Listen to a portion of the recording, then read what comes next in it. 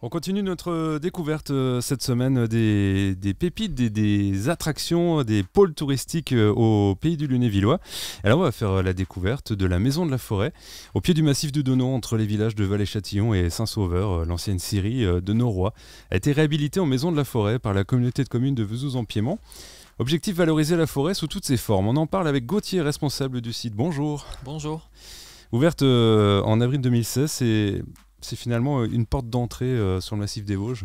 Exactement, c'est un site qui a une triple vocation, à la fois culturelle, touristique et pédagogique, ce qui permet de valoriser l'environnement local à travers différents types de médiation. Ouais. Et finalement, vous êtes aussi au carrefour, forcément, de nombreux sentiers de randonnée accessibles, idéal, en lieu d'accueil, d'échange, de développement touristique. Développer la forêt, être dans une ancienne scierie, on peut pas faire mieux, quoi. Ah, c'est très typique, représentatif de l'histoire de la vallée, de tout ce passé autour des métiers du bois. Et l'idée aujourd'hui, comme vous l'avez dit, c'est d'être un point de départ des circuits de randonnée balisés par le Club Vosgien, cette association qui est un peu une institution dans les environs. C'est également un refuge sur place, des vélos à assistance électrique qui sont mis en location, donc différentes possibilités pour s'approprier le territoire des environs. Alors par exemple aujourd'hui on fait l'émission depuis le domaine des cabanes au lac de Pierre-Percé. On est loin de la Maison de la Forêt, il y a une corrélation qui se fait régulièrement. On se situe à environ 15 minutes en voiture. Ouais. Il y a effectivement un phénomène d'attraction de par les gens qui aiment les beaux espaces, qui aiment partir à l'aventure, se balader dans les forêts des environs. Et l'idée de cette Maison de la Forêt, ou tout du moins le pourquoi elle a été créée, c'était justement d'être sur l'axe qui va des lacs de Pierre-Percé jusqu'au Center Park. C'est de pouvoir bénéficier un petit peu de l'attractivité de ces deux locomotives. En bénéficier et puis en faire la promotion aussi. Exactement. Ouais. C'est vrai que je parlais de l'identité touristique de cette Maison de la Forêt. La partie accueil est labellisée par la Maison du tourisme du pays du Lunévillois. Donc au même titre que les bureaux de Baccarat ou Lunéville par exemple, nous sommes en capacité de renseigner sur les choses à faire, sur les hébergements, sur les activités, sur les bons petits restaurants également. À l'extérieur, des tables de pique-nique, et puis vous parliez des sentiers, il y en a pour tout le monde, c'est entre 6 et 24 km autour de la maison, hein. Donc effectivement ça peut être familial aussi, quoi. C'est l'idée vraiment, alors à travers le programme d'animation, mais surtout à travers ces sentiers de randonnée, que de s'adapter au tout public. Voilà, 6 à 23 km parfaitement balisés, avec du dénivelé pour les plus sportifs, avec un petit peu moins aussi pour que ce soit accessible à tous, de belles curiosités, je pense notamment aux roches d'Achifé, qui sont assez belles à voir, des ruisseaux, une cascade pas trop loin dans le village de Vallée-Châtillon, 2-3 beaux points de vue environnants aussi, et bien évidemment d'anciennes scieries en ruine à observer, donc vraiment pour tous les goûts en termes paysagers, c'est très intéressant, très riche. On parlait des offres touristiques, c'est vrai on peut parler de la scierie hydraulique de Machet, il y a aussi une abbaye à Saint-Sauveur, je savais pas. Oui, un ancien cœur d'abbaye perché dans le village le plus haut de la communauté de communes, avec un beau panorama et aussi une association qui permet de la visiter sur demande, donc c'est toujours intéressant à savoir. Musée, atelier céramique et verre, enfin c'est assez varié finalement, mais de pouvoir tout recenser en un endroit, c'est intéressant aussi parce que pour celui qui ne connaît pas le territoire, il vient à la Maison de la Forêt et il a toutes les cartes en main, quoi. Voilà, c'est vraiment l'idée d'être une vitrine des savoir-faire, vitrine de l'histoire des lieux aussi. Donc voilà, on est la passerelle qui permet de relier les visiteurs à toutes les formes de découverte du territoire. Vous avez une grande salle avec des expositions, des projections, coins de lecture. C'est aussi on peut passer du temps dans la Maison de la Forêt, c'est pas juste un accueil. Exactement, donc l'identité culturelle se matérialise par un programme d'animation très riche qui s'étend d'avril à octobre, avec une 50aine de dates tout de même, et donc des concerts, des sorties nature, des conférences. Une nouvelle fois, le le maître mot, le leitmotiv, c'est la vulgarisation des savoirs. C'est donner une bonne raison à chacun, au moins une fois dans l'année, de venir sur site, découvrir une forme artistique, découvrir un moment convivial, voilà, partager, être dans l'échange, quelque chose de très humain sur le fond. Parce que c'est vrai que vous éditez un programme qui est quand même bien rempli entre avril et fin août, début septembre. Jusqu'à fin octobre. Fin octobre. Traditionnellement, on démarre par les festivités de Pâques et on clôture avec Halloween, avec des rendez-vous connus de tous, que ce soit des sorties astronomie, aller aux champignons, aux châtaignes, que ce soit aussi des concerts, je l'ai dit, un marché gourmand, des journées festives autour du bois, autour de la nature. Voilà, c'est vraiment très très varié. Cette année, nous avons le programme le plus étoffé qui soit depuis l'ouverture de la Maison de la Forêt, avec une voire deux activités par week-end, ce qui permet vraiment de satisfaire tous les goûts. Ça veut dire qu'il y a aussi autour de vous des bénévoles qui viennent à la Maison de la Forêt faire des activités ? Alors oui, bien évidemment, puisque nous sommes deux à y travailler, à y être salariés.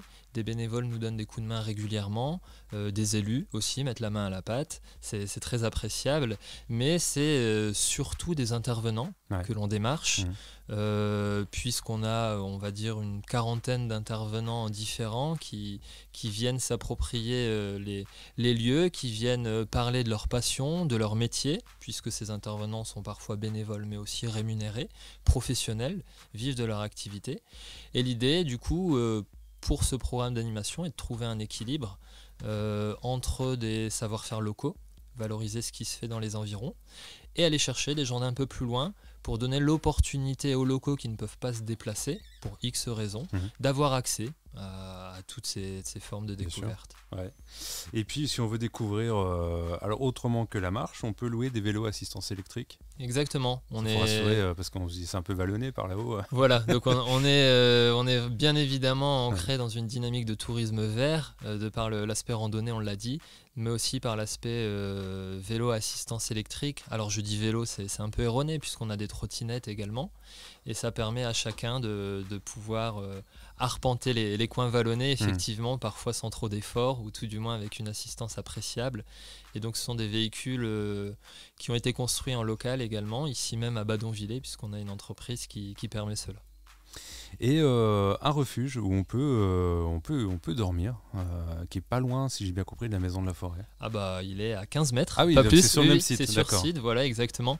Donc vous l'avez dit en amorce, la Maison de la Forêt est une ancienne scierie qui a été réhabilitée. Le sagar, qui était le nom donné dans les Vosges à l'ouvrier qui débitait le bois, dormait sur place pour être le plus productif possible. Et du coup, le refuge attenant, le refuge du sagar, qui est le nom du refuge actuel, permet aujourd'hui aux touristes d'imaginer une découverte des lieux sur 1 ou 2 jours. C'est vraiment une offre d'appoint pour les randonneurs, pour également partir plus tranquillement à la découverte le temps d'un week-end du coin.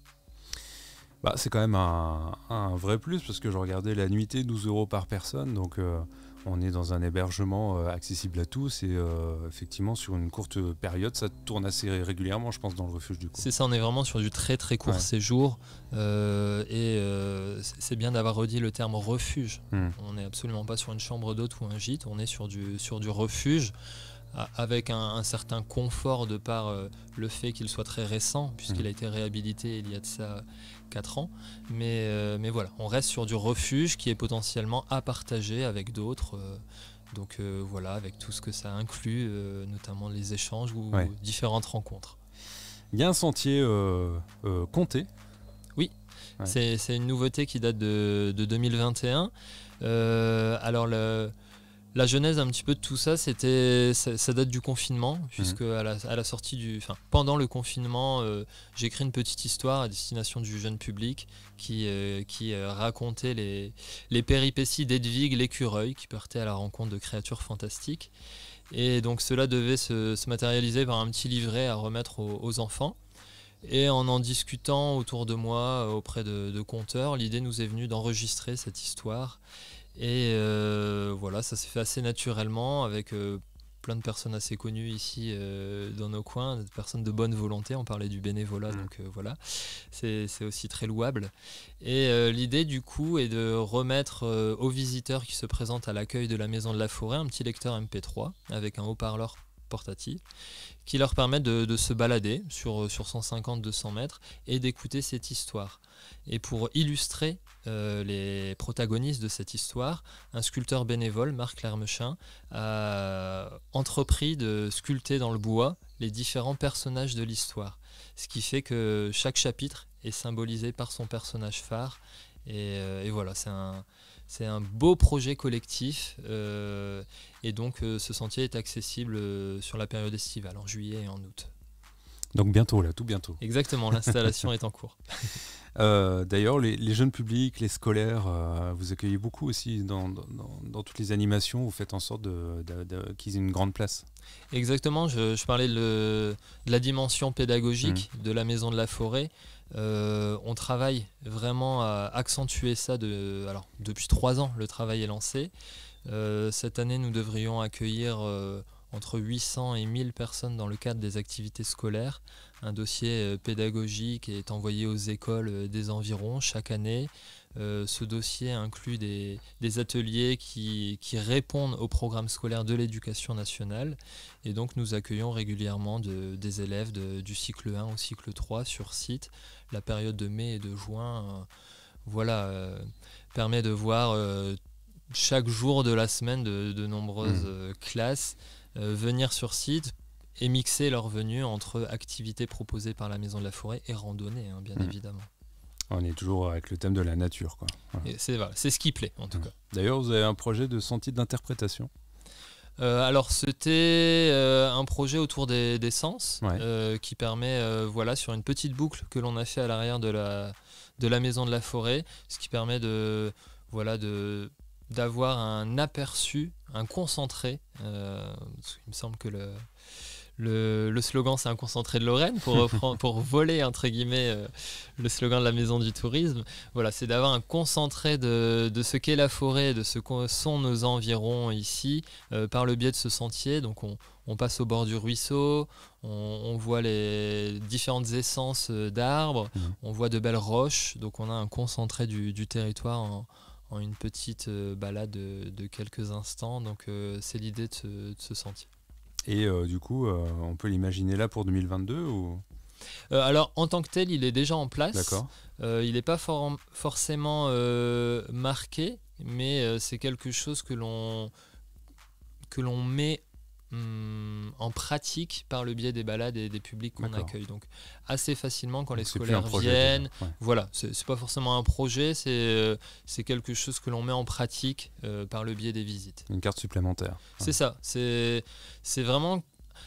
On parle d'une porte d'entrée vers la forêt pour la Maison de la Forêt.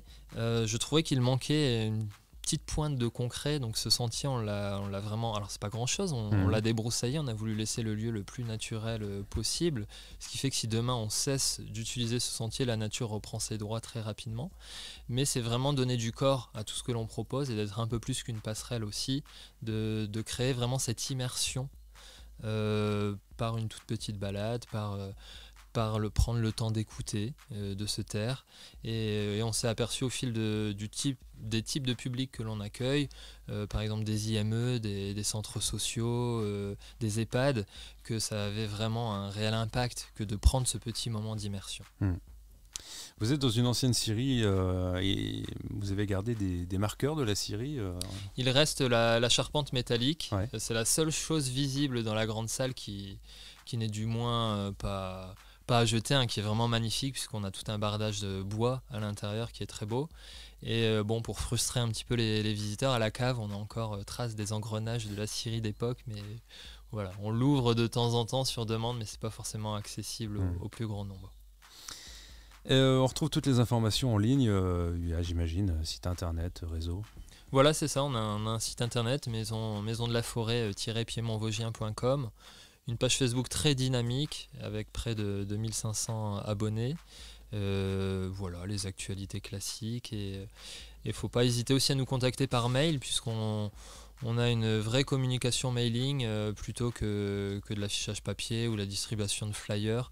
c'est vrai que très régulièrement on transmet nos actualités. Essayer d'imprimer le moins possible. Exactement, voilà, toujours d'être dans cette dynamique très logique et très d'actualité et très importante pour l'avenir aussi de la planète, sans être militant forcément, mais voilà, tout le monde en a conscience aujourd'hui. Voilà, une porte sur la forêt, la maison de la forêt, entre Valais-Châtillon et Saint-Sauveur. Merci Gauthier d'avoir répondu à nos questions. Merci à vous, à bientôt. Merci.